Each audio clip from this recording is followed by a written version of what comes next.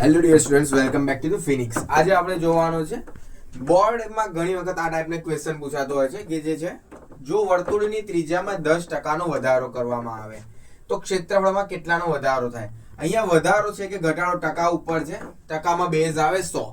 100 થી વધીને કેટલું થયું છે? 10 વધ્યું. એટલે 100 થી 10 વધ્યું એટલે 110. એટલે શરૂઆતમાં જો ત્રિજ્યા 100% હોય એટલે કે r હોય, એનાથી વધીને 110% કર્યું. કોના 110% કર્યું? r ના.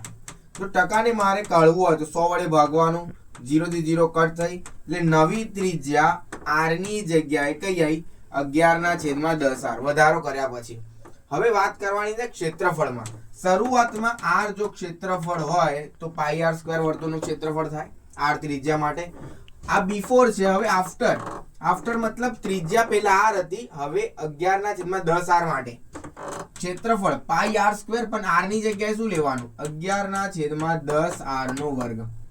પાઈ 11 નો વર્ગ આવે 121/100 ગુણ્યા r સ્ક્વેર. આ પાઈ r સ્ક્વેર ગુણ્યા 121/100. જે તમારું ક્ષેત્રફળ છે એનો જે સહગુણક હોય એ તમારો વધારો ઘટાડો નક્કી કરે. એટલે 121/100 આવ્યું. 100 કરતા વધ્યું કારણ કે 121 છે. કેટલું વધ્યું?